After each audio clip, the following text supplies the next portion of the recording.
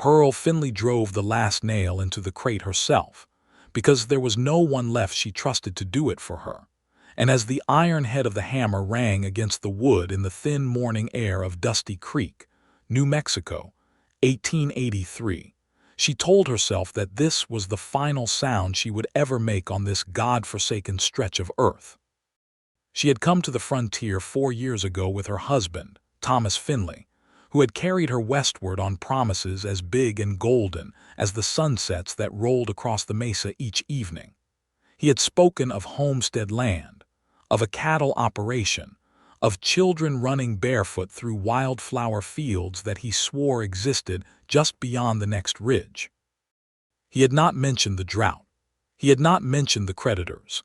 He had not mentioned the fever that would take him in the third autumn, leaving her alone with 40 acres of cracked clay, a barn with a broken hinge, a small house made of adobe that sweated in the summer and wept in the winter, and a debt to a man named Gerald Holt that had compounded faster than any harvest could ever repay. Thomas had been 31 years old when he died, and Pearl had been 26, and now she was 29, and she had spent 3 years becoming someone she did not recognize.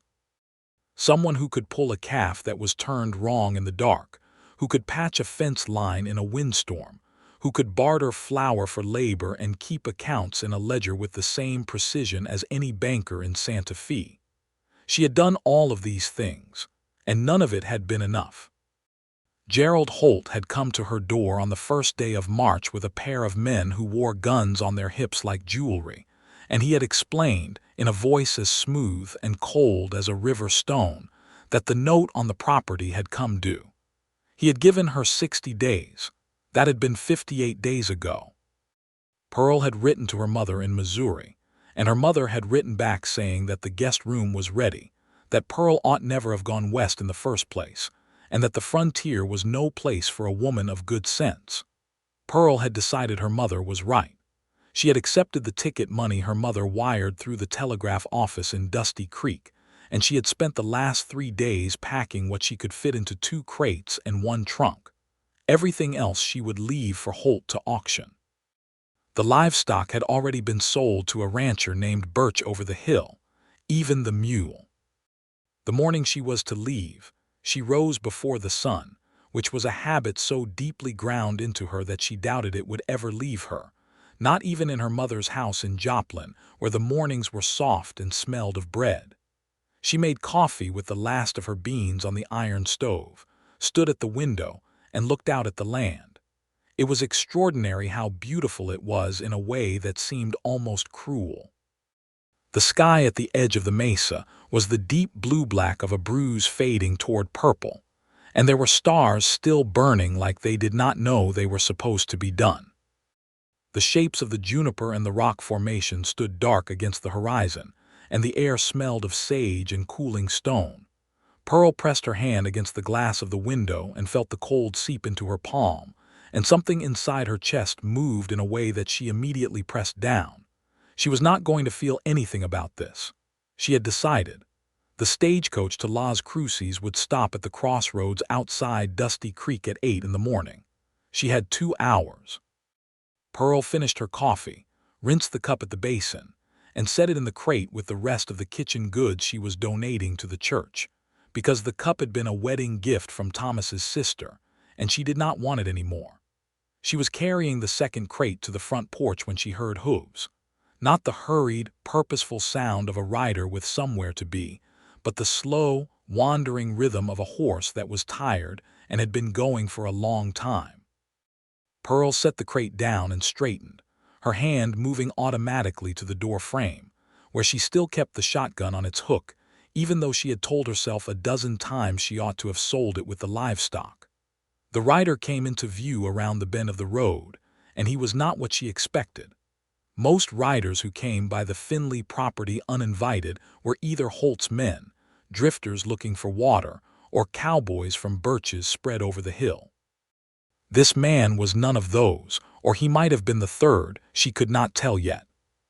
He rode a bay horse with a white blaze on its nose, and the animal moved with the deliberate care of a creature that was being asked to do 1 more mile after it had already done too many. The man sat easy in the saddle despite the horse's weariness, as though he had learned to carry himself lightly so as not to add to the weight. He wore a wide-brimmed hat the color of old saddle leather, and he had the build of a man who had worked cattle for a long time, broad through the shoulders and lean everywhere else. When he drew closer and the growing light caught his face, Pearl saw that he was perhaps 30 years old, with dark hair that curled a little at the temples where he'd sweat through it, and a jaw that needed attention from a razor. His eyes were gray, the kind of gray that shifted depending on the light. He brought the horse to a stop at the edge of her yard and looked at the crates on the porch and then at her, and he did not say anything immediately, which Pearl found unusual. Most men who rode up to a property alone at this hour had some business ready on their tongue. "Morning," he finally said, and his voice was low and unhurried, the kind of voice that had learned not to alarm things, horses or cattle or perhaps people. "The water trough is around the back," Pearl said. "Help yourself." She said it because she could see the horse needed water, and because she was not a person who could watch an animal suffer on principle. She turned back to the crate. "Much obliged," the man said, and she heard him ride around the side of the house. Pearl carried the first crate to the road and came back for the second. She was lifting it when she heard his boots on the porch steps and she looked up. "Let me take that," he said. "I have it. You have it crooked. You're going to put your back out." Pearl looked at her grip on the crate and recognized with irritation that he was correct. She adjusted. He watched her do it, and she was grateful he did not say anything else. He helped anyway, taking one end of the crate without asking further permission, and they carried it to the road together. Up close she could see that he had a scar on his left forearm below the rolled sleeve, an old one, pale and deliberate-looking, the kind you got from a rope or a wire rather than a blade. "Are you heading somewhere?" he asked, looking at the pile of her belongings. "Stage to Las Cruces, then train east." He nodded. He was looking at the house. "You own this property," he said. "Not anymore," Pearl said. There was something in the way she said it that came out more raw than she intended, and she pressed her lips together and looked away at the ridge, which was beginning to turn from black to the deep olive color it went in the minutes before the real light came. "I am Cornelius Quinn," the man said. "I ride for Birch's outfit over the hill." "I know Birch," Pearl said. "He sent me this way to check on the south fence line after last night's wind. I cut across your road." He paused. "I have passed by this property maybe a dozen times in the last year and always seen the lamp burning before dawn." Pearl did not say anything. "Are you Pearl Finley?" "I am." He seemed to consider this, and then he said nothing, which struck her again as unusual. Men who came by the Finley property over the years, neighbors, buyers, creditors, always seemed to have something they wanted to say, advice or condolences or propositions. Cornelius Quinn just stood in her yard and looked at the horizon like it was something worth looking at, which Pearl supposed it was. "You have eaten this morning," he said. "I had coffee. I have biscuits in my saddlebag. They are from last night and they are not much, but they are biscuits." Pearl opened her mouth to decline, and then thought about the fact that she had not eaten since yesterday noon, and that the stage ride to Las Cruces was 4 hours, and she said, "All right." He got the biscuits, which were wrapped in a cloth and were, as he said, from last night and not much, but they were real biscuits with a little lard worked in, and Pearl ate 2 of them standing at the edge of her porch while Cornelius sat on the top step with his hat in his hands. He ate one himself slowly and looked at the sky going light over the mesa. "It does something particular at this hour," he said, meaning the sky. "Yes," Pearl said. She did not want to agree with him. She had been telling herself for weeks that she had stopped seeing it. "I have been in this part of New Mexico for 3 years," he said, "and I still cannot get over what the color does at the edge of the night." "Where were you before?" she said, because it came out before she stopped it. "Texas mostly, sometime in Colorado. I am originally from Kentucky, but that was a long time ago." "Why did you leave Kentucky?" He turned the hat brim in his hands. "The same reason most people leave places," he said. "I was convinced something better was out ahead." "And was it?" He looked at her, and in the growing light his eyes were the gray of creek water in November. "I'm not certain I have finished looking yet." Pearl ate the second biscuit and looked at the ridge. The purple was going amber at the far edge, and she knew without wanting to know that within the next 10 minutes the actual sunrise would break, and it would be one of those enormous New Mexico sunrises that turned everything gold and made the rocks look like they were burning from inside.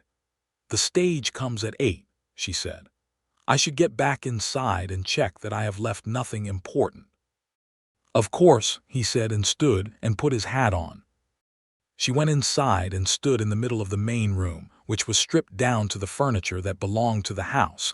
The table Thomas had built out of lumber hauled from Las Cruces, 2 chairs, the iron stove. Her trunk was by the door. The ledger book she had kept for 3 years was on the table, and she had left it there because it belonged to the property and Holt could do with it what he liked. She picked it up anyway and then put it back down. She looked at the window. The light outside had gone from amber to the first pale yellow of the actual morning. She could hear Cornelius Quinn's horse outside, the sound of it cropping at the dry grass at the edge of the yard, and the quiet particular sound of the man himself moving around, checking the saddle perhaps, or just existing outside in the morning air in the way that men who worked outdoors seemed to occupy space with an ease that Pearl had never quite achieved despite 4 years of trying. She pressed her palm against the adobe wall. It was cool and rough under her hand. She had patched this wall herself, the winter of '81, when a section near the window had crumbled after 3 days of freezing rain. She had mixed the adobe herself, poured it into the gap, smoothed it with a wooden float she had made from a piece of barrel stave. She had been proud of it. She was not going to cry. She had not cried when Thomas died, not in front of anyone, and she was certainly not going to cry now over a wall. She picked up her coat from the hook by the door and went back outside. Cornelius was standing at the edge of the yard, looking south toward the mesa. The sunrise was beginning in full now, and it was doing exactly what Pearl had known it would do. The sky above the mesa rim had gone from yellow to a blazing copper-orange, and the light was moving across the land in that slow, theatrical way it had, touching the tops of the rocks first, and then pouring down the sides like something liquid, warming everything it reached from red to gold. The juniper caught it and turned silver-green. The cracked earth of the yard went from gray to a warm ochre that almost looked like it could grow something. Cornelius had his hat in his hands again, and he was watching it the way Pearl had seen men watch things that moved them, quietly and without performing the feeling. He heard her come out and turned, and he looked at her face for a moment longer than was strictly necessary, and Pearl straightened her spine and looked past him at the road. "The stage will be along shortly," she said. He nodded, but he did not move toward his horse. Instead, he looked back at the sunrise, and then he said it, quietly and without any particular drama, the way a man says a thing he means. "Stay one more sunrise." Pearl stopped. She had expected any number of things from this stranger who had appeared at the edge of her ruined life with biscuits and gray eyes, but she had not expected that. Not a proposition, not an argument, not advice. Just those 4 words, offered like something he had taken out of his pocket and held out in his palm. "I beg your pardon," she said. "I know it is not my place," he said, and he said it without embarrassment, just as a statement of fact. "I know you have reasons for going that have nothing to do with me, but I have watched this light come over this mesa a good many mornings, and I have never watched it with anyone who seemed to understand it the way you do. And you are looking at it the same way I am, which is to say like something you are trying not to love." Pearl stared at him. "Stay one more sunrise," he said again.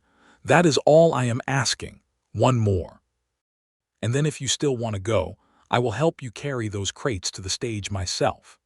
Pearl turned away from him and looked at the mesa, where the sunrise was now fully delivered, the entire sky above it a luminous, almost impossible orange gold that made the clouds, the few of them, look like they were made of hammered copper. The light fell on her face, and she felt it the way she had been trying not to feel anything for 3 years, warm and real and indifferent to her plans. "You do not know me," she said, "No," he agreed, "but I know this place." Finley stood on her porch with her trunk by the door and her 2 crates at the road, and the stage would come at 8, and her mother was waiting in Joplin, and she had made up her mind. She had made up her mind firmly and carefully and with full knowledge of all the reasons why the frontier had broken her and offered her nothing in return. She turned back and looked at Cornelius Quinn, who was standing with the sunrise at his back, not pressing, not pleading, just there. "One more sunrise," she said. "That is what you said." "Yes, ma'am. It has already risen." The corner of his mouth moved. "Then we had better not waste it standing in the yard arguing about it." Pearl looked at him for a long moment, and then she looked at the mesa, and then she made the second most impulsive decision of her adult life, the first having been marrying Thomas Finley at 19. She picked up the coat she had draped over the porch railing and put it on. "There is a trail up to the mesa rim," she said. "I have not been up it in over a year." "I would be glad to walk it with you," he said. They went up the trail together in the morning light, and the horse followed behind on a loose lead, picking its way through the juniper and the loose rock with the care of an animal that had learned to trust its footing. The trail wound up the side of the mesa in a series of switchbacks that Pearl had discovered in her first year on the property, before the drought had made the climb feel like one more thing to endure rather than a thing to do for its own sake. She had forgotten how it opened at the top. The mesa rim was a flat shelf of pale sandstone, and when you crested the last rise and stepped out onto it, the whole of the valley below opened up like a hand uncurling. The town of Dusty Creek, a scatter of brown buildings along the creek bed, the road threading south, the homesteads dotting the valley floor like patches on a quilt. And above it all the sky, which from this height was even more enormous than it was from the valley, a vault of pure blue with the last of the sunrise color fading at the edges. Pearl stood at the rim and breathed. "Lord," Cornelius said beside her. "Yes," she said. They stood there for a time that Pearl did not measure, and the air was cool and clean and smelled of nothing but stone and sky. Below them, a red-tailed hawk rode the thermal coming off the mesa wall, barely moving its wings, utterly confident in the air. "How long have you been riding for Birch?" Pearl asked, because the silence had become comfortable enough that she wanted to add something to it rather than break it. "About 8 months," he said. "Before that I was with an outfit in Texas down near the Pecos. Before that I had my own operation briefly." "What happened to it?" He watched the hawk. "Bad luck and a dry season and my own inexperience," he said. "I had come into some money from my father's estate and I was convinced I could make a go of it in the panhandle. I could not. I lost most of what I had and I learned a great deal, which is the usual trade." Pearl recognized that. The usual trade. "Thomas, my husband, believed in the land out here," she said. "He was not wrong about it exactly. He was just wrong about the timing and the luck." "I am sorry about your husband," Cornelius said. Birch mentioned it once, said Thomas Finley was a solid man. "He was," Pearl said. "He was too optimistic for the frontier, which is not the worst thing a man can be." "What will you do in Missouri?" "Help my mother," Pearl said. "Teach, perhaps. I have a good hand and I know figures. There will be something." She said it without enthusiasm because she had said it to herself 100 times and it had never gathered any warmth. Cornelius turned from the view and looked at her. "You do not want to go," he said. "It was not a question." "What I want is not the point," Pearl said. "I think it might be the whole point," he said. Pearl looked at him sharply, ready to be annoyed, and found that she was not annoyed. He was not saying it to be impertinent. He was saying it the way a person says a thing they have thought about carefully and have decided is true. "Holt holds the note," she said. "I cannot pay it. The cattle are sold. The mule is sold. There is nothing left to sell. I have exactly what is in those 2 crates and that trunk." "What is the amount of the note?" Pearl told him. He did not flinch or whistle or make any of the sounds that men made when confronted with a number they thought was beyond a woman's capacity to manage. "That is not an impossible number," he said. "It is impossible for me," she said. "What if it were not?" Pearl looked at him. "Mr. Quinn, if you are about to offer me charity, I would ask you not to." "I am not in any position to offer charity," he said. "I am a working cowboy. What I am talking about is something different." He paused. He was turning the hat brim in his hands again, which Pearl was beginning to understand was a habit he had when he was working through something. "Birch has been looking for someone to manage his supply accounts. He said so last week. He has a head of cattle and 3 hands and no one who can keep the numbers right. His last bookkeeper left in February for California." Pearl stared at him. "He would pay a wage," Cornelius said. "A fair one from what he said. And there is a room at the ranch house that is not being used. You are suggesting I ask Owen Birch for a job." "I am suggesting you might have more options than Missouri," he said. Pearl turned away from him and looked at the valley. The hawk had climbed and was a small shape now against the blue. Below, she could just see the road where her crates sat, and the crossroads where in perhaps an hour the stage would stop. She had come to the frontier at 19 with Thomas, who was 22, and they had been young and reckless and in love, and she had not thought clearly about any of it. Now she was 29 and she had thought about nothing but practicalities for 3 years, and it had still not been enough. But the thought of sitting in her mother's guest room in Joplin, teaching sums to children who did not want to learn them, slowly becoming careful and soft and unused, was a thought that she recognized made her feel something worse than afraid. It made her feel extinct. "I do not want to be obligated to you," she said. "You would be obligated to Birch," he said. "Not to me. I am merely the person who happened to mention a job that exists." "Why," she said, "why are you doing this?" He was quiet for a moment. The wind came off the mesa and moved through the sage below them with a sound like breath. "Because you looked at that sunrise the way I do," he said, "and I do not often meet people who do." Pearl Finley looked at Cornelius Quinn on the rim of the mesa with the whole of the New Mexico morning spread out around them, and she thought about the nail she had driven into the crate at dawn, and how it had felt like a closing rather than an ending, and how those two things, she was beginning to understand, were not the same. "I would need to speak with Birch myself," she said. "Yes," he said, "and I am not making any decisions about anything based on a conversation with a stranger on a mesa." "Of course not," he said, "and if this is some elaborate scheme by Holt to keep me on the property until the note falls due so he can come collect it in person, I should tell you that I still have a shotgun on the door hook." He looked at her, and this time the corner of his mouth moved all the way into something that was unmistakably a smile, and it changed his face considerably. "I have nothing to do with Gerald Holt," he said. "Good," she said. "Then let us go back down and you can take me to meet Owen Birch." She had missed the stage. Pearl stood at the crossroads and watched it raise its dust cloud heading south, and she felt something she could not quite name, which was a complicated combination of relief and terror that settled in her chest like a bird landing on a wire.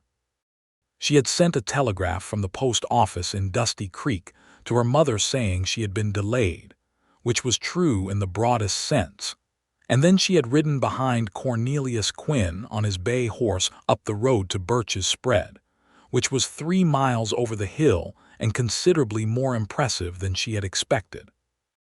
Owen Birch was 55 and wide as a door, and had the manner of a man who had been in the territory long enough to have stopped being surprised by anything. He shook Pearl's hand, which she appreciated, and he took her into his study, which had the ledger book stacked on the desk in a state that explained everything she needed to know about why he needed a bookkeeper, and he named a wage. Pearl named a slightly higher wage, because she had run accounts for 4 years on limited capital and she knew what she was worth, and Owen Birch looked at her for a moment and then said, "Fair enough," and they shook hands again. She stayed in the room at the ranch house, which was small and faced east, and had a window she could open in the morning, and she went back to the Finley property that afternoon and moved her trunk into it. She left the crates at the road for the church, because she did not need the wedding cup or anything that had been in them, and she stood in the empty Finley house for the last time and said goodbye to it without any of the ceremony she had been planning to skip entirely. She cried a little, standing in the middle room with the afternoon light on the floor, And it was not specifically for Thomas or for the failed homestead, but for something more like all of it combined. The girl who had come west at 19, with a heart full of hope that the frontier would be everything Thomas said it was. And the woman who was standing here now, who was harder and lonelier and more capable than that girl had imagined possible. And the strange morning that had intervened between the two. Then she wiped her face and went back to Birch's, and she started on the ledgers. The first weeks at Birch's spread were practical and busy in the way that Pearl preferred. She went through the accounts with the thoroughness of someone who had been cheated before and intended not to be again, and she found several discrepancies in the supply orders that had been costing Birch money for better than a year. When she showed them to him, he was not embarrassed, just pragmatic, and he had her write a letter to the supplier in Las Cruces that corrected the matter. She saw Cornelius Quinn every day, because he was one of Birch's 3 hands and the ranch was not a large place, but she was careful not to see him in any particular way. He was courteous and easy to be around, and he did not treat her differently than he treated the other people on the property, which Pearl found she respected. He helped her with practical things without making them into favors, splitting wood that had been left in rounds near the fence without her asking, and stacking it neatly beside the door to her room. She left a cup of coffee on the fence post near the barn one morning, when she saw him coming in from an early check on the cattle, and he tipped his hat to her with a quiet expression she could not read. The other 2 hands were named Eddie Marsh and a fellow everyone called Dutch, who was actually from Missouri and had acquired the name in circumstances he declined to explain. Dutch was 35 and easy-natured and treated Pearl like a neighbor's aunt, which she accepted. Eddie was 22 and impressionable, and was clearly somewhat in awe of Pearl in a way that was entirely respectful and slightly inconvenient. They ate their meals together in the ranch house kitchen, and Pearl cooked when it was her turn, which she had stipulated with Birch as a shared obligation of all residents, and which Birch had accepted without complaint. At the end of the first week, Cornelius came to her door in the evening and knocked, and when she opened it he said, without preamble, "I am going to ride up to the Mesa Rim tomorrow before dawn if you would like to come." Pearl looked at him for a moment. "What time do you leave?" "An hour before first light." "I will be at the stable," she said, and closed the door. She was at the stable at the appointed time, and he had saddled the horse Birch had told her she could use for riding, a gray mare named Soot, who had a contrary disposition that Pearl found refreshing after years of managing a mule. They rode up to the Mesa Rim in the dark, with the stars still white and sharp overhead, and sat on the sandstone shelf in their coats and watched the sky go from black to blue to the particular blazing copper that Pearl had been telling herself she had stopped seeing. She had not stopped seeing it. She saw it the way she saw it when she was new here, with something that was more than admiration, something closer to recognition. They did not talk much on these mornings, which was something Pearl came to understand was one of the things she valued about Cornelius Quinn. He did not fill silence with noise. He sat with it the way a solid structure sits with wind, not resisting, not surrendering, just present. And after the sunrise had settled into ordinary morning, they would come back down and go about their separate work, and Pearl would find herself thinking about the next morning without deciding to. It was in the 3rd week that he told her about the horse. They were at the corral after supper, where the bay horse, whose name was Cassius, was having a dispute with Soot over the matter of a section of fence that both animals apparently felt was their particular territory, and Cornelius was mediating with the patience of a man who had done this kind of thing many times. "He is not a friendly horse," Pearl observed, watching Cassius pin his ears at Soot. "He is tremendously loyal," Cornelius said. "It is not the same thing, but it is better in some ways." He put his hand on Cassius's neck, and the horse immediately stopped pinning his ears and stood. "I raised him from a foal. His mother died in a river crossing, and I bottle-fed him for 6 weeks. He has not entirely forgiven me for the experience." Pearl looked at the horse, who was regarding her with an expression of regal skepticism. "He is beautiful," she said, because it was true. The bay coat had a depth to it in the evening light that made it look almost red. "He is the one thing I held onto after the Texas business," Cornelius said. "Everything else went, but Cassius stayed." There was something in the way he said this that told Pearl it was not a small thing. She looked at the horse and then at Cornelius, who was scratching the horse's jaw with the unself-conscious ease of a man who was entirely comfortable with the expression of care in the presence of animals. "Did you never think of going back east?" she asked, "after everything fell apart in Texas?" "I thought about it," he said. "Kentucky was a long time ago, and I did not have much to go back to. My father had passed and my mother remarried, and there was a brother I was not close to." He paused. "But I think the real answer is that I never could quite believe in a place that did not have this kind of sky." Pearl leaned on the fence rail and looked up. The evening sky above the territory was going its extraordinary deep blue, and the first stars were appearing in the south, and the air smelled of dust and cooling earth and the cedar smoke from the ranch house chimney. "I understand that," she said, and the truth of it surprised her a little, the way truths do when you have been arguing against them. He turned and looked at her, and she was looking at the sky and did not see his expression, but she felt it in the way you feel things when someone's attention has shifted and settled on you. "Pearl," he said, and it was the first time he had used her name without the formal address, and it sounded different in his voice than it did in her own head. "Yes," she said, still looking at the sky. "I find that I am very glad you stayed." She looked at him then. The evening light was soft on his face, and his gray eyes were watching her with an expression that was steady and unhurried and entirely honest, and Pearl felt something move in her chest that she had not felt in a long time, something that she had told herself 3 years ago she was finished with. "I had good reasons to go," she said. "You did," he agreed. "And you gave me good reasons to stay," she said. "Practical ones."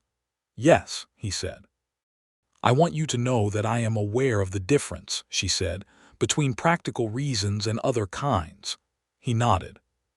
He did not say anything, and she recognized that as a very deliberate choice on his part, a man who could have pushed and was choosing not to, and she appreciated it with a depth that she had not expected.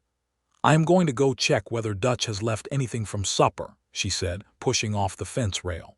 "Good night, Mr. Quinn." "Good night, Miss Finley," he said, and she heard the small, careful formality of it and knew it for what it was.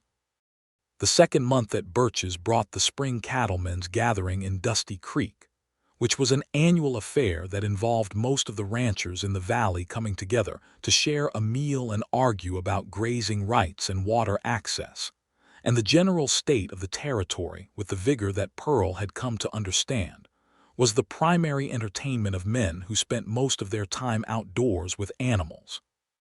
Birch took all of his people, which meant Pearl found herself at a long table in the main room of the Dusty Creek Hotel, which served as the gathering hall, seated between Dutch and a woman named Marjorie Alcott, who was the wife of the rancher 3 miles east, and who had the sharp eyes and generous manner of someone who missed nothing and minded nothing. Marjorie Alcott introduced herself with the kind of frank appraisal that Pearl recognized as the frontier version of courtship, where women who rarely had access to other women's company tended to either become fast friends or enemies within the first 10 minutes of meeting. "You are the one who took over Birch's accounts," Marjorie said. "I am," Pearl said. "He has needed someone since Hargrove left. Owen Birch is a good rancher and a hopeless bookkeeper." She said this without any particular judgment, as one would state the height of a mountain. "I am Marjorie Alcott.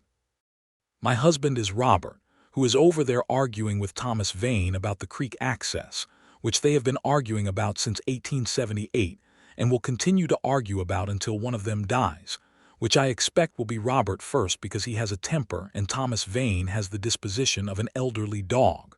Pearl liked Marjorie Alcott very much. "Pearl Finley," she said. "I had the homestead on the South Road." Marjorie's expression shifted to something warm. "I know the Finley place. I knew Thomas briefly. I am sorry." "Thank you," Pearl said, "and I hear that Holt has bought the note." "He did," Pearl said. "He is welcome to it." "He is not welcome to much, in my view," Marjorie said, with the decisive tone of a woman who had arrived at an opinion over many years. "Gerald Holt is a man who arrived in this territory with money and decided money was a substitute for character. I have not found this to be true in general." She paused and looked across the room to where Cornelius was standing with two of the other cowboys, talking with his hat in his hands. "That is the Quinn boy, is it not? The one who rides for Birch?" "Cornelius Quinn," Pearl said. "Yes. He has a good reputation," Marjorie said. "And now I am going to be impertinent, which I hope you will forgive, but I did not get to 52 without having decided that life is short enough to be direct. You are the woman who was leaving for Missouri and did not go." Pearl turned to look at her. "How do you know that?" "I know everything that happens in this valley," Marjorie said placidly. "It is a very small valley." She folded her hands on the table. "Are you glad you stayed?" Pearl looked across the room at Cornelius, who was laughing at something the other cowboy had said, his head tilted back, the sound of it reaching her across the noise of the room. She looked away before he noticed her looking. "Ask me in another month," she said. Marjorie nodded as though this was a perfectly satisfactory answer. The incident with Gerald Holt occurred at the end of the gathering, when the meal was done and people were finding their horses. Pearl was at the hitching rail when Holt came toward her with two of his men, and he was wearing the same smooth coldness he always wore, the cultivated manner of a man who liked to demonstrate that he held cards. "Miss Finley," he said, which was how he always addressed her, refusing the married title as though he could retroactively diminish her history. "I heard you were still in the valley. I had assumed you were on your way east by now." "I changed my plans," Pearl said. "Birch's bookkeeper," Holt said, letting the title carry a weight of condescension he clearly felt she ought to accept. "That is a long way from being a property owner." "It is a job," Pearl said, "which is a considerably better position than being in debt to you." Holt smiled, and it was the kind of smile that did not involve any of the muscles associated with genuine amusement. "I trust you know that I intend to develop the Finley property," he said. "It will be quite changed from what you remember." "You may do whatever you like with it," Pearl said. "Good evening, Mr. Holt." She turned to go and Holt said, "You have made a considerable mistake remaining here, Miss Finley. This territory is no place for a woman without a man to anchor her." Pearl stopped. She turned around slowly. "I have been anchoring myself for 3 years," she said, clearly and without heat. "I have pulled calves in the dark and mended fence in a windstorm and kept accounts, and managed a property on credit and grief, and I have done all of it without the kind of anchor you are describing. So with the greatest possible respect for your opinion, which is none, I will say good evening again." She turned and walked to her horse, and she did not look back, and she was aware of the fact that the hitching rail had several other people at it who had heard every word, and she did not particularly care.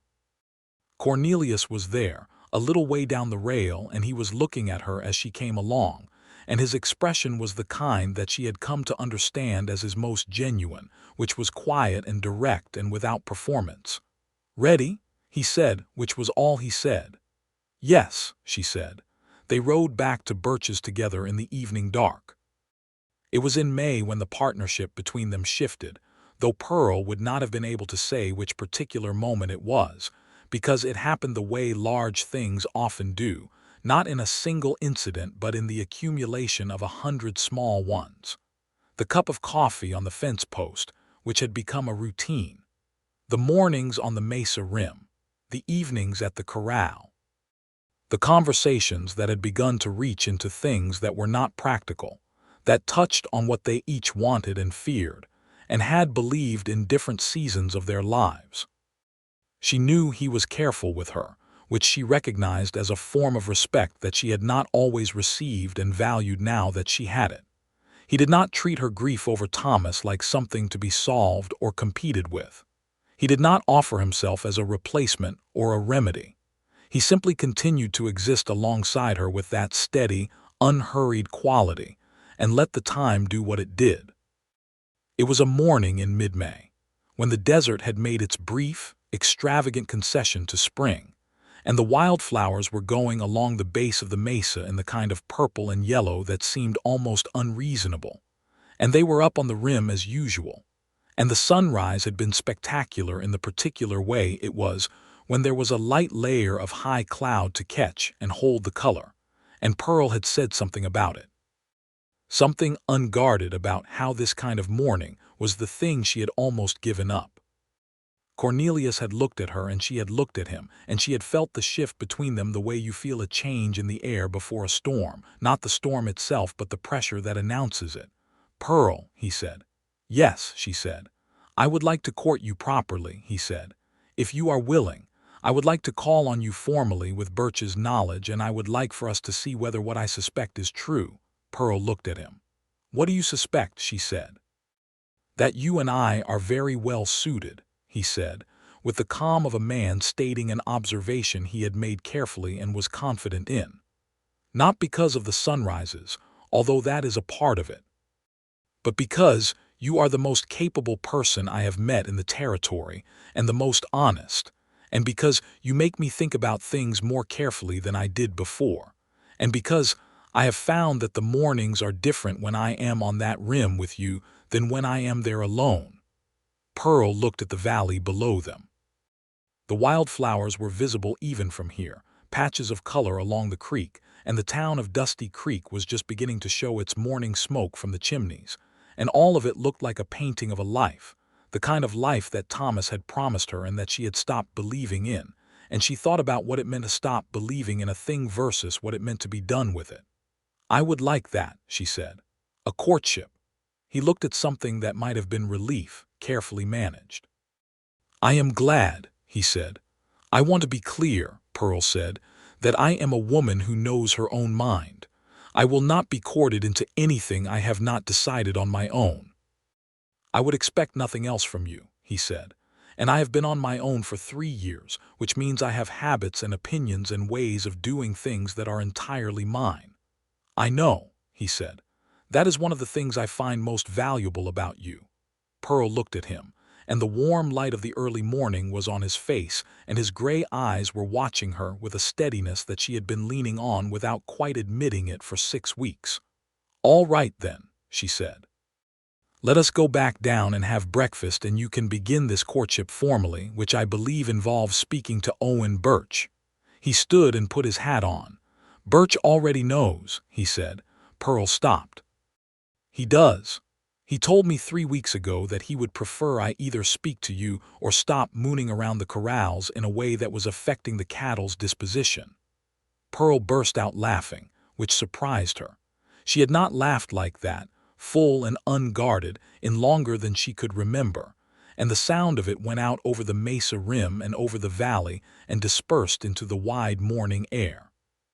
Cornelius smiled at her, the full smile that changed his face, and she thought that this might be one of the best things about him, that he was genuinely delighted when she laughed, without any of the slight discomfort that some men had around a woman who laughed loudly.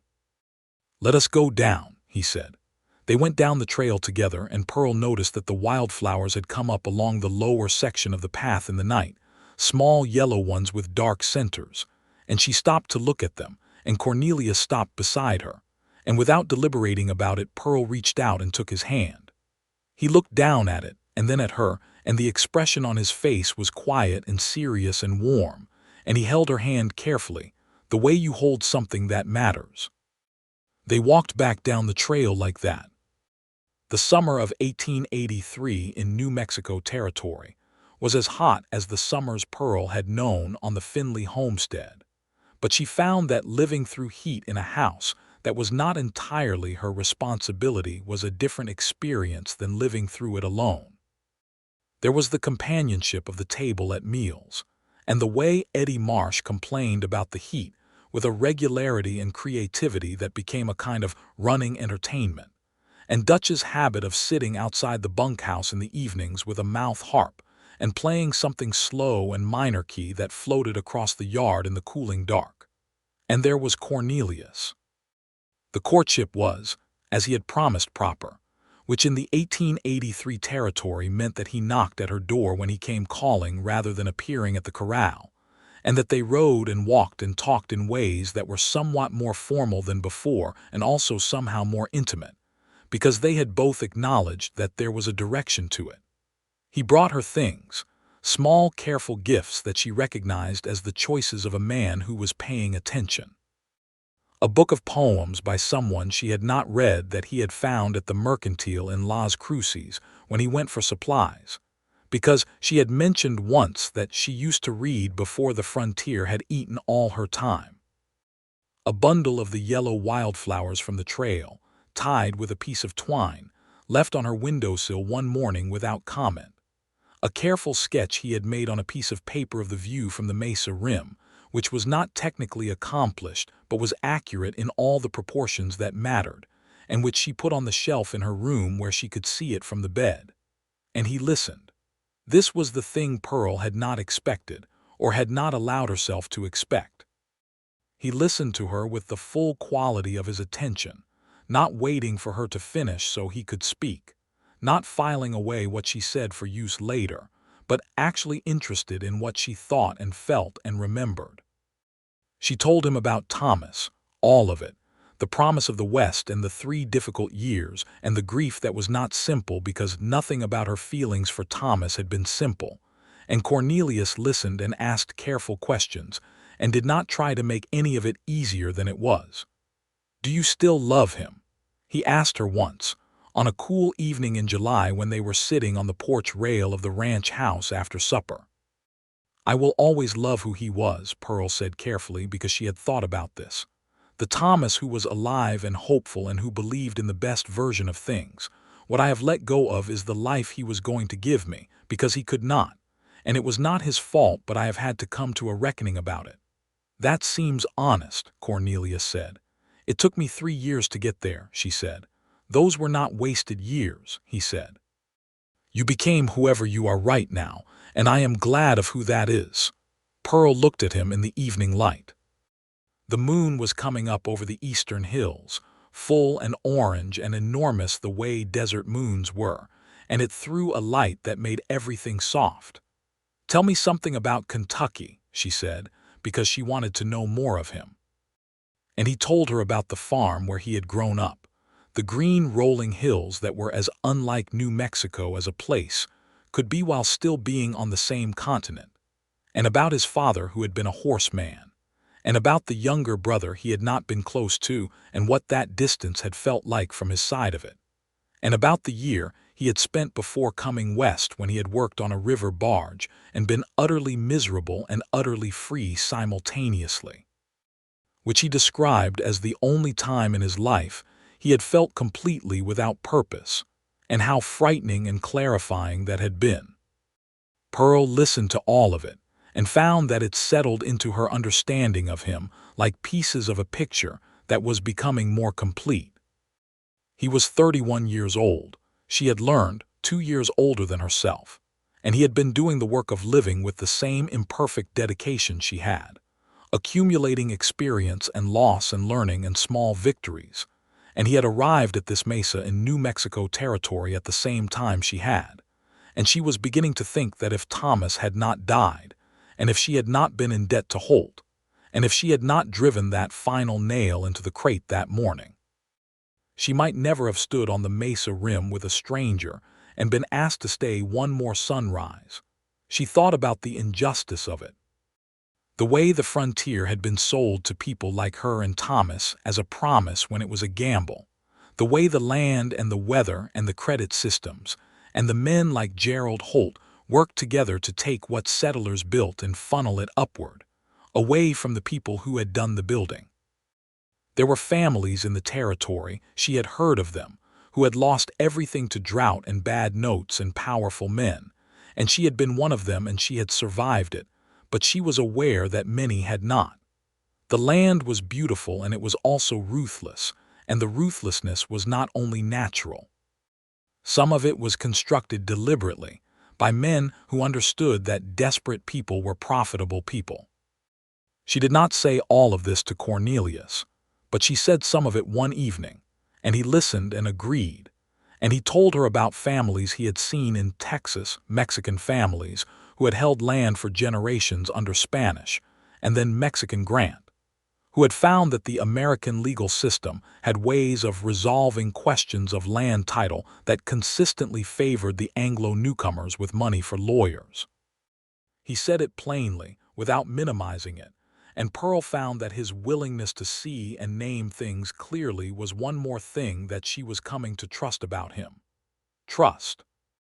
She had not expected to trust anyone again quite so fully. In August, Cornelius asked her to marry him.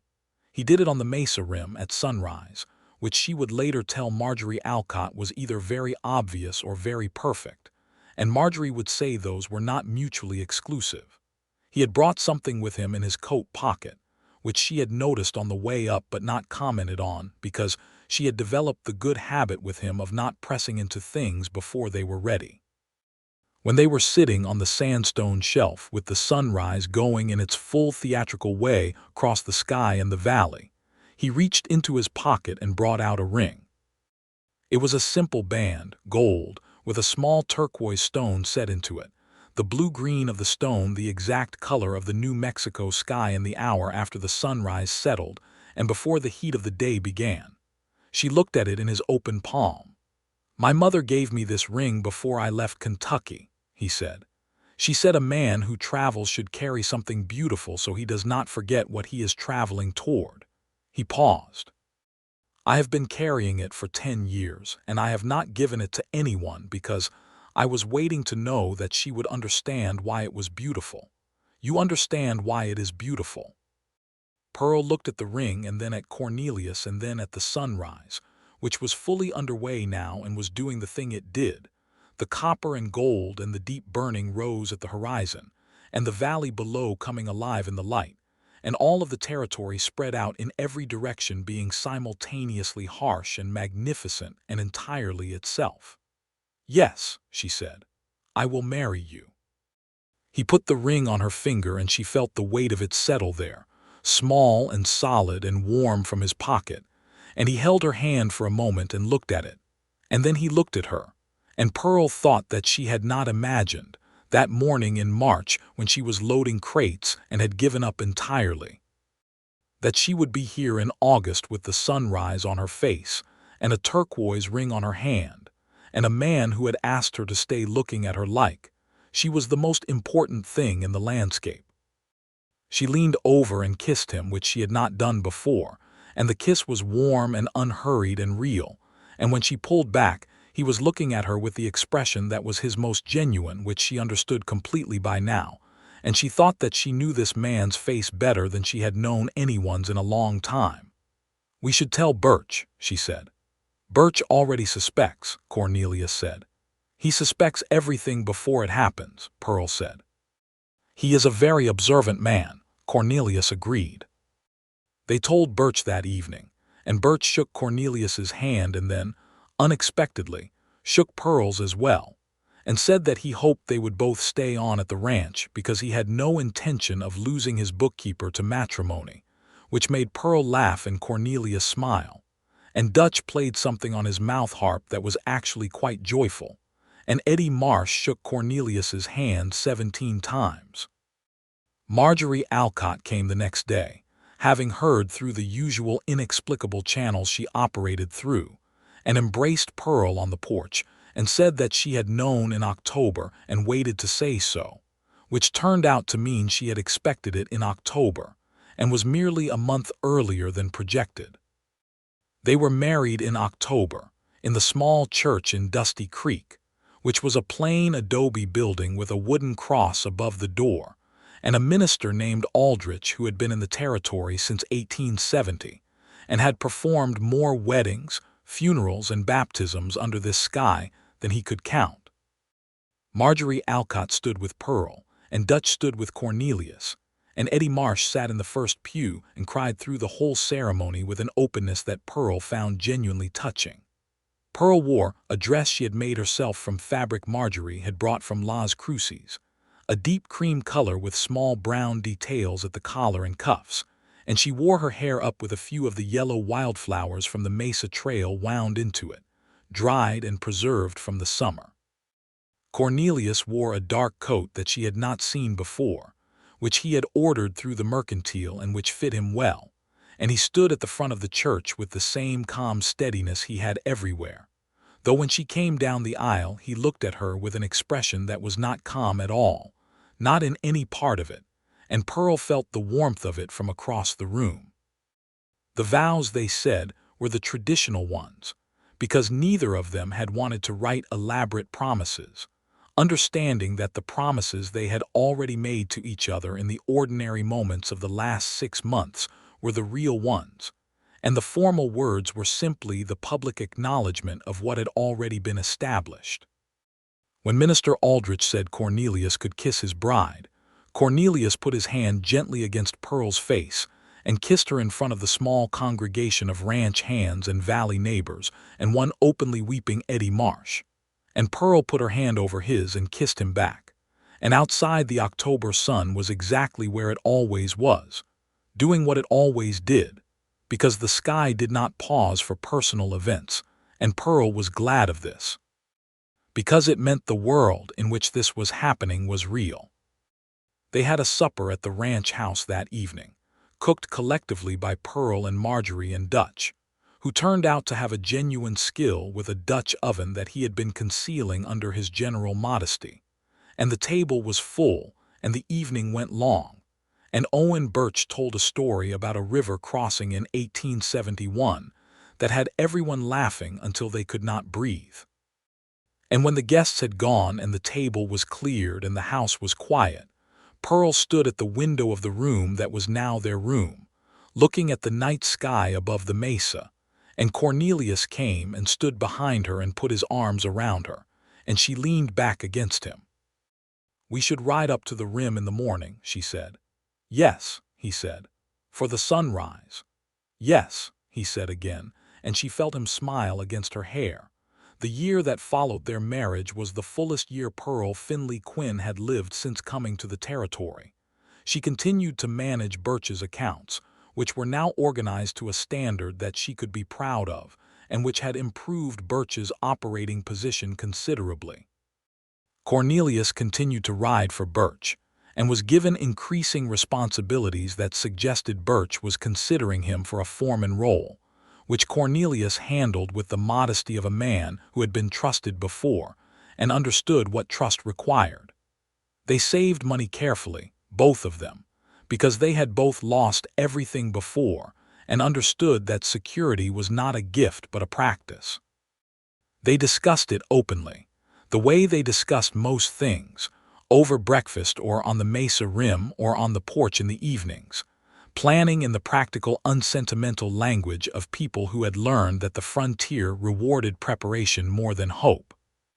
Pearl wrote to her mother in Joplin regularly, long letters that described the territory and the life she was building, and her mother wrote back, and the letters between them slowly shifted in tone from her mother's persistent concern to something that was more like curiosity, and eventually, by the spring of 1884, something that resembled genuine interest. Her mother had never been west of the Mississippi and never would, but she wanted to know about the sunrises. Pearl described them as carefully as she could in writing, and Cornelius added a drawing in the margin of one letter, a rough sketch of the mesa rim at first light, and Pearl's mother wrote back and said that she could almost see it, and she supposed she could understand why Pearl had stayed. Marjorie Alcott became Pearl's closest friend in the territory, the friendship developing with the same natural inevitability that Pearl's marriage had, through accumulated time and shared honesty, and the particular bond that forms between women who have both survived difficult things and do not need to perform ease they do not feel. They met every 2 weeks, alternating between the Birch spread and the Alcott ranch, and they talked about everything, about the territory and their husbands and the state of the range and the injustices of the credit system and the beauty of the land and the people they had been and the people they were becoming. Robert Alcott and Cornelius developed a rapport that expressed itself primarily through a shared interest in the management of water access, which was the most pressing practical concern for every rancher in the valley, and through a competitive but good-natured card game that took place on Friday evenings when both families had the time. It was in February of 1885 that Pearl realized she was expecting a child. She had suspected for a few weeks before she was certain, and when she was certain, she sat with the knowledge for a whole day before telling Cornelius, not because she was uncertain about his response, but because she wanted to have the full private experience of it first, the quiet knowledge that this was happening in her body and in her life. She told him at the Mesa Rim, which had become the place where she said the things that mattered most, and she waited until after the sunrise had passed and the day was established and the sky was its full blue before she said it. He was very still for a moment when she told him. Then he turned from the view and looked at her, and his expression was something she did not have a word for, which was a combination of all the things she associated with him, the steadiness and the warmth and the careful quality of his attention, but amplified, and underneath it all something that she could only call joy, though it was a quiet joy, the kind that runs deep and does not need to shout. He put his arms around her and held her, and Pearl put her face against his shoulder, and she felt the warmth of him and the solid reality of him, and the sound of his heartbeat under her ear. And she thought about the March morning 2 years ago when she had driven that last nail into the crate and told herself she was done with all of this. She was very glad she had been wrong. The child, a boy, came in late September of 1885, delivered by the doctor who made the circuit through Dusty Creek once a month and who happened, through the good fortune that Pearl had learned to acknowledge when it occurred, to be on his circuit when she went into labor. Marjorie Alcott was also there, having come when Pearl sent word, and she was exactly the kind of person you wanted in a room during something difficult, which was calm and competent, and not given to either false comfort or dramatic alarm.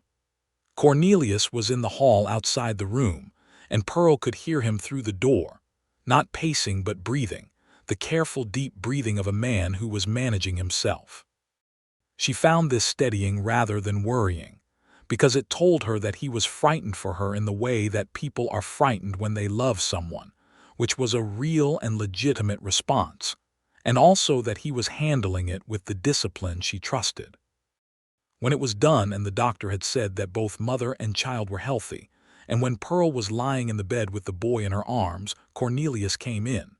He crossed the room and sat on the edge of the bed and looked at his son, and Pearl watched his face go through something that was too large for ordinary expression, something that he did not try to contain or compose. "He looks like you," Pearl said. Cornelius looked at her. "He has your eyes," he said. "He has your stubbornness," Pearl said, "going by the last 3 hours." He laughed quietly so as not to startle the baby, and the sound of it in the small room was the best thing Pearl had heard in a while, which was saying something given the day she had just had. "What do we name him?" Cornelius said. They had discussed names in the abstract, the way you do when the event is still theoretical, but they had not settled on one. "James," Pearl said, "for no particular reason except that I like it." Cornelius looked at his son. "James Quinn," he said, trying it. The baby, who was red and very small and entirely unimpressed with the discussion, made a sound that was not quite a protest. "James it is," Cornelius said. Birch came by in the evening, hat in hand, and looked at the baby from a respectful distance with the expression of a man who found infants somewhat alarming but knew they were important, and said that James was clearly a fine baby, and that Pearl should take as long as she needed before coming back to the accounts, which Pearl received as the compliment it was intended to be. Eddie Marsh came by and cried again briefly, which was entirely consistent with his character, and Dutch played a quiet thing on his mouth harp outside the window that night that Pearl fell asleep to. The years after James was born were good years, which Pearl noted with a deliberateness that came from having lived through years that were not good and understanding the difference.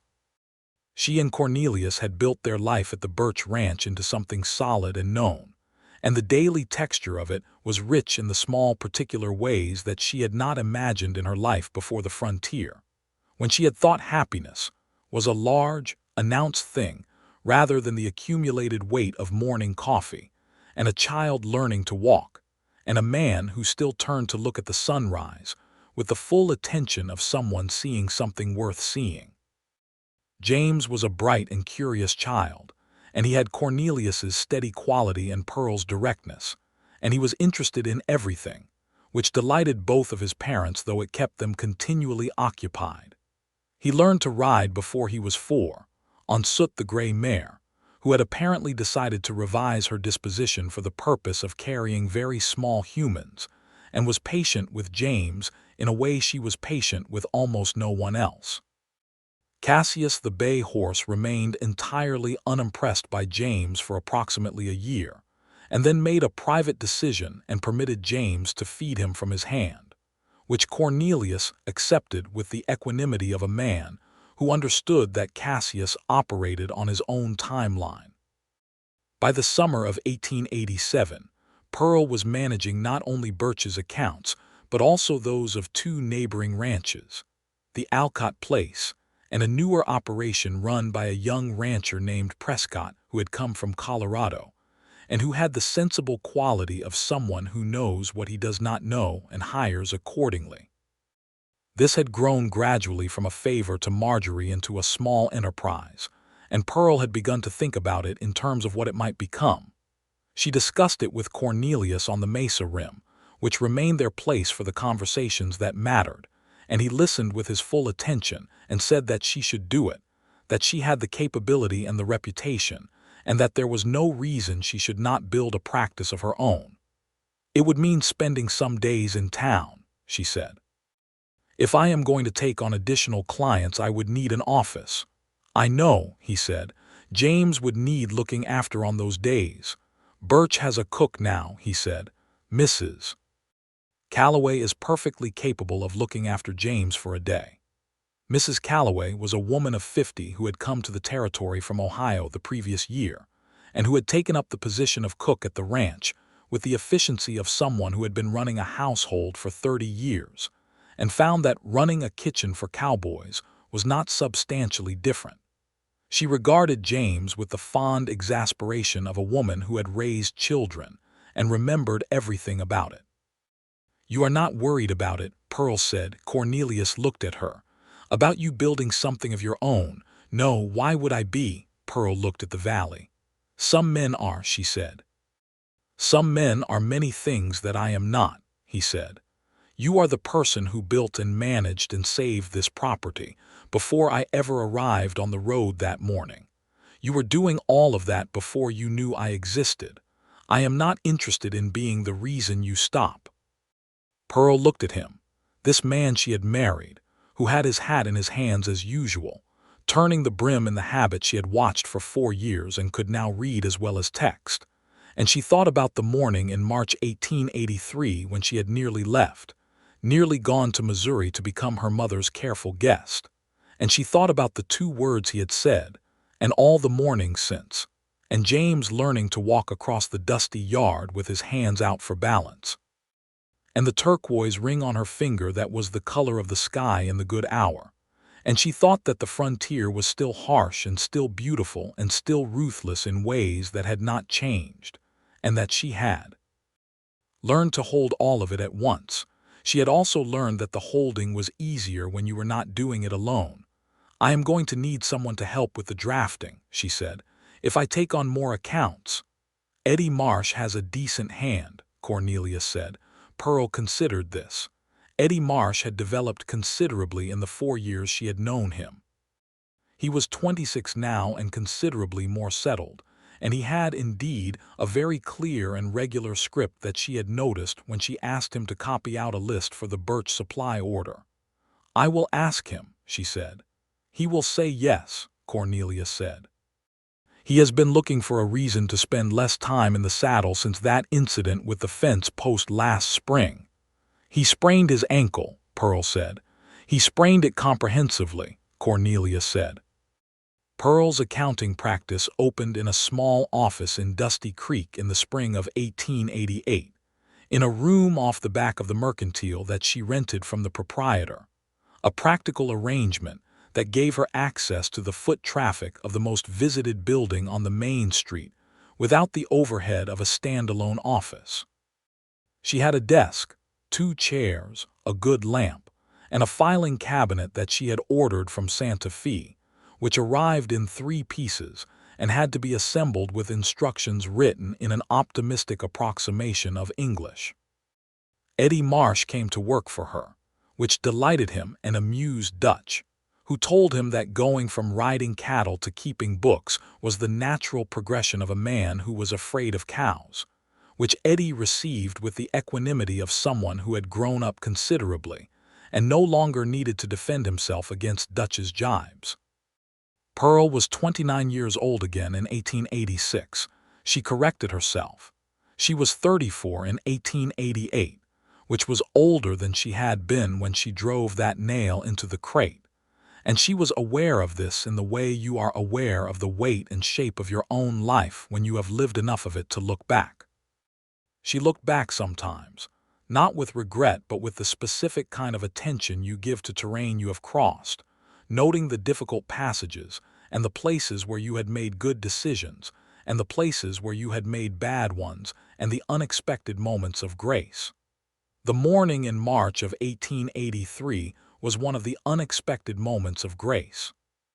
A cowboy on a tired bay horse, appearing at the edge of her ruined morning, offering biscuits and an unhurried kind of attention, and then 4 words on a mesa rim: "Stay one more sunrise." She had never told anyone the exact words, not even Marjorie, not in that particular way, because they belonged to the morning they had been said in, to the specific light and the specific feeling of standing at the end of what she had believed was her life in the territory and hearing a stranger offer a reason to wait. But she thought about them. On the mornings when she and Cornelius went up to the rim, which was less frequently now with James and the practice and all the full, demanding texture of their life, but still regularly enough that it remained theirs. She thought about the way he had said it, quietly and without drama, the way he said everything that mattered to him. Stay one more sunrise. She had stayed. She had stayed every sunrise since. James was 4 years old when the second child announced its intention to arrive, and Pearl received this news with a calm that she recognized as one of the benefits of having done it before. The child arrived in August of 1889 and was a girl, born in the full heat of the New Mexico summer, with the ceiling of the bedroom they had moved into at the back of the ranch house swimming with the shadows of the fan that Cornelius had rigged from a piece of canvas above the bed. They named her Clara, which was Pearl's grandmother's name, and Clara had Cornelius's gray eyes and a disposition that combined the best stubbornness of both of her parents in a way that made everyone who met her understand immediately that she was going to have opinions and act on them. Marjorie Alcott said that Clara was going to be a handful, meaning it as the highest compliment. Owen Birch, who was 61 and had softened considerably in the years since Pearl had come to work for him, sat in the chair by the window the evening Clara was born and looked at the baby with the expression he only ever showed the Quinns, which was a carefully contained version of what Pearl recognized as love, or at least its very near neighbor. He had no children of his own. He had been married briefly, long before he came west, and she had died young, and he had never spoken of it more than obliquely, and Pearl had never pressed. But she understood, in the way you understand the shape of a loss by its outline in someone's behavior, that the Quinn family had filled a space in Birch's life that he had not expected to have filled. She told Cornelius this once, and he was quiet for a moment and then said, "I know. He told me something to that effect after James was born. He was not sentimental about it, but it was clear." "Then we ought to make sure he knows he is part of it," Pearl said. "He does know," Cornelius said. "He comes to supper every Sunday, does he not?" He did. The Sunday supper had become an institution at the Quinn table, which was not exactly the Finley table or any table Pearl had grown up with, but was the table she had built, large and worn, and set for however many people were there on a given evening, because Pearl had decided early in her marriage that her table was for feeding people, and she was not interested in limiting it. In 1890, Birch sold the ranch.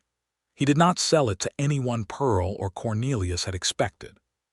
He sold it to Cornelius.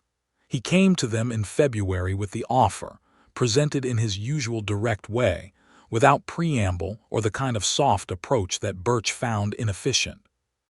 He said that he was 62 and his knees were giving him difficulty, and that he intended to retire to a house in Las Cruces where his sister lived, and that he had been thinking about the disposition of the property for some time, and that the only arrangement he found satisfactory was selling it to Cornelius Quinn at a price that Birch set according to his own valuation, which was fair by any standard Pearl knew.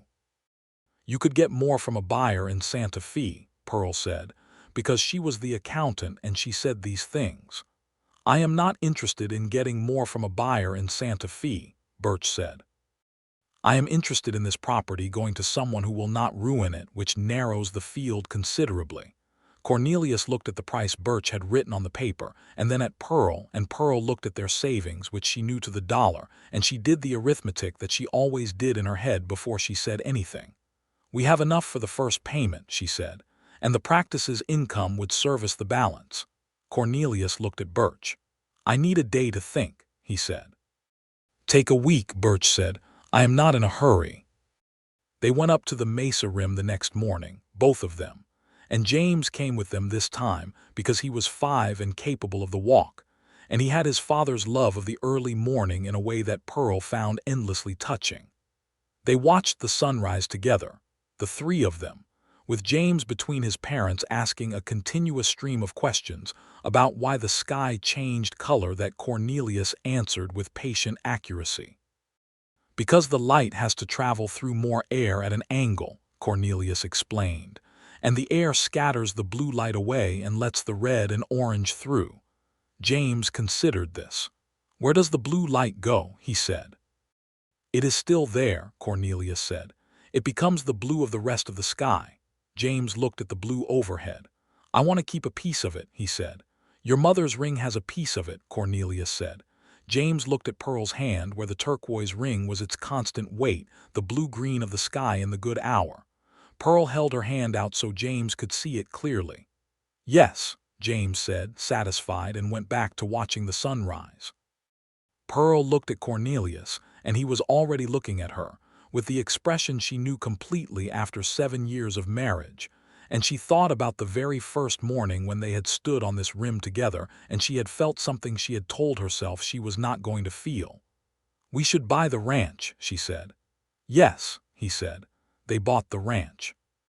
Owen Birch left for Las Cruces in April of 1890 in a wagon driven by Dutch, who had decided to drive him and then stay in Las Cruces, where he had a cousin, and begin what he described as a different chapter, which Pearl suspected involved a woman he had never mentioned but who she had noticed receiving letters from Las Cruces for the past 6 months. Eddie Marsh stayed on, because by this point Eddie Marsh was so interwoven with the daily life of the Quinn operation that the idea of him leaving seemed roughly as likely as the mesa leaving. Pearl stood at the road when Birch's wagon pulled out and watched until it was out of sight, and she felt the particular kind of feeling that comes when a chapter closes, not loss exactly, but the marking of it, the acknowledgement that a thing that had been is now a different kind of thing. She went inside and made coffee and started on the ledgers, which were now hers to keep in a different sense than before, and the feeling settled and became ordinary, which was how all the large feelings eventually settled in her experience, not disappearing but finding their proper size. They renamed the ranch. After considerable discussion and one evening of everyone at the table throwing out suggestions that ranged from the practical to the ridiculous, they settled on Mesa Rim Ranch, which was what it had always been in Pearl's head anyway, because of the place that had started everything. The years of the early 1890s were the years of consolidation, of the thing Pearl and Cornelius had been building finding its true shape. The ranch ran well. because Cornelius was a good manager and Pearl's accounts were meticulous, and Eddie Marsh had turned into a first-rate hand, and they had added 2 more reliable men over the years.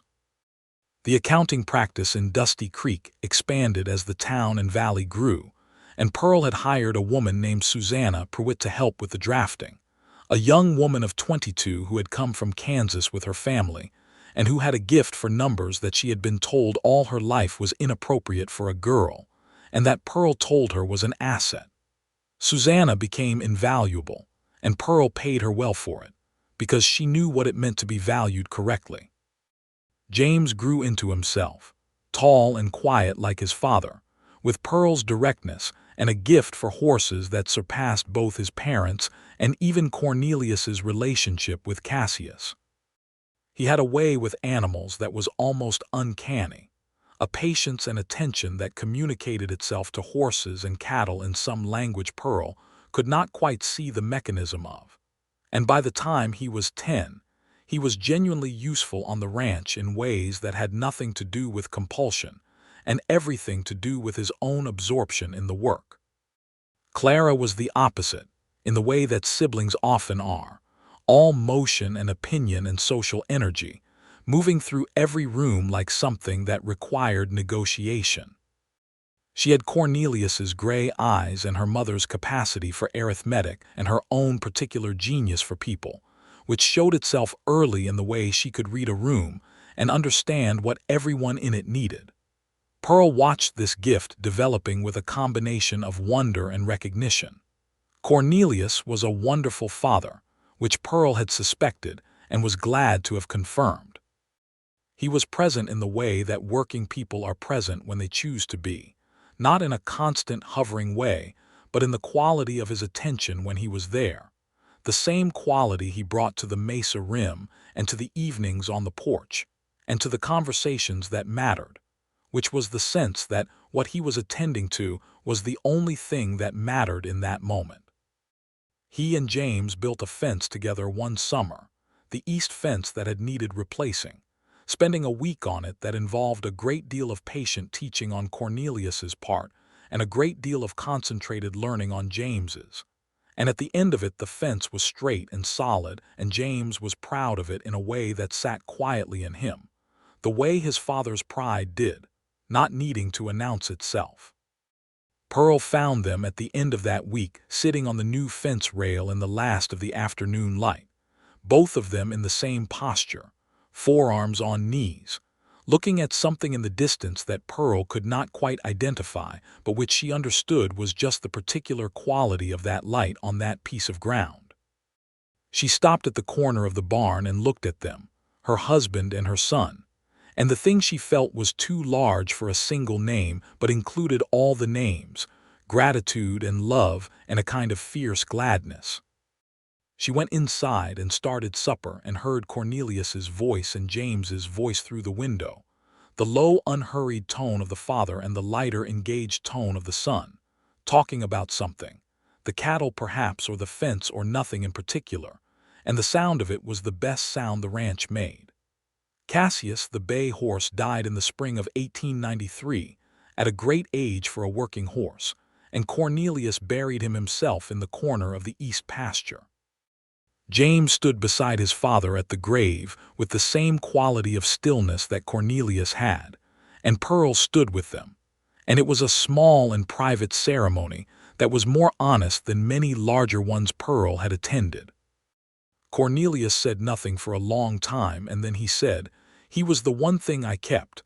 I am glad he had a good long life." Pearl took his hand and he held it. In 1894, Pearl turned 40, which happened on a March morning that was, through no coordination of either Pearl's or the skies, one of the finest sunrises of the year, with a high thin cloud layer that caught the dawn light and turned the entire eastern sky a color that defied precise description, something between rose and copper and gold with a violet edge that deepened as the sun climbed. They were on the mesa rim, as they almost always were for the important mornings, and James had come with them, and Clara had come, And it was the four of them on the sandstone shelf watching the sky do its extraordinary thing. Clara, who was 5, sat between her parents with her head turning constantly to make sure she was not missing any part of the display, and James stood a little apart with his hands in his pockets in the particular posture he had developed that was his father's posture made younger. "It is a good birthday," Clara announced, at a point when the sky was at its fullest display. "Yes," Pearl said. "Will it do this every year?" Clara said. "Not exactly like this," Pearl said, "but it will do something every morning. It has never once skipped a morning." Clara considered this. "I like that," she said. "You can always count on it." Pearl looked at Cornelius, who was looking at the sunrise with his hat in his hands, the familiar turn of the brim, and she thought about all the mornings she had counted on it, and all the mornings they had counted on it together, and the morning it had begun, when she had been standing at the end of herself, and a cowboy on a tired horse had appeared on the road and asked her to stay. She was 40 years old on this mesa rim, and she had a husband who understood what it meant to look at something beautiful with full attention, and a son who was becoming his own particular kind of remarkable, and a daughter who was going to have opinions about everything important, and a ranch that was solid and known and theirs, and a practice in town that was built on her own capability, and a friendship with Marjorie Alcott that had become one of the deep constants of her life, and the turquoise ring on her finger that was the color of the sky in the good hour. She reached over and found Cornelius's hand, which was warm and familiar and real, and he turned from the sunrise and looked at her, and his gray eyes were the same eyes they had always been, the creek water in November, the color that shifted in the light.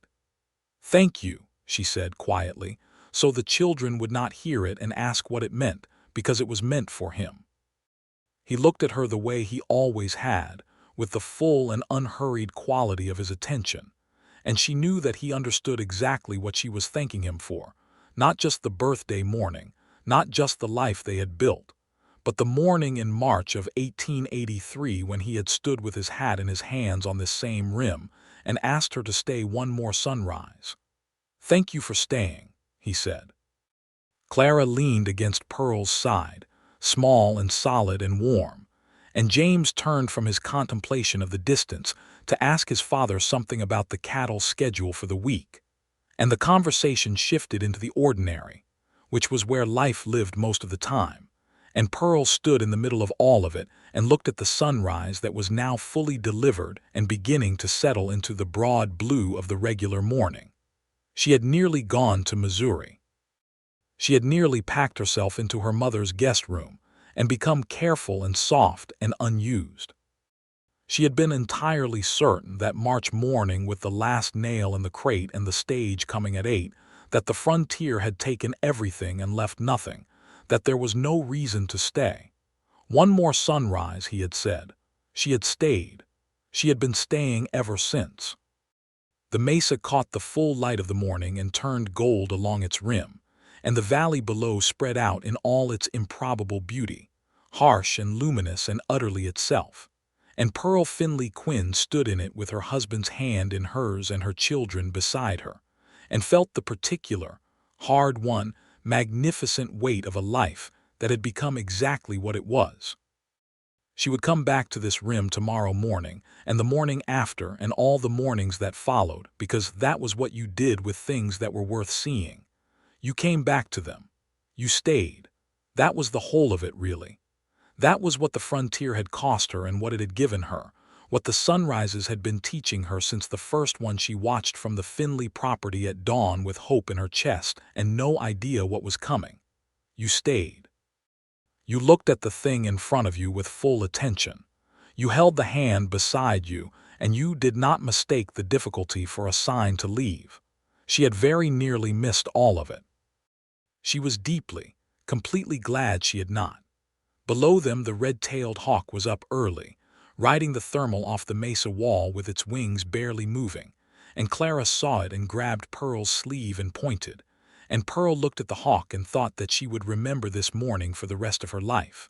The four of them on the rim, the gold light, the hawk, and all of it going on and on into a future that was open and real and fully theirs. "Look at that," Cornelius said, watching the hawk, and he said it the way he had always said things that moved him, quietly and without performance. "Yes," Pearl said, "look at that." And they did.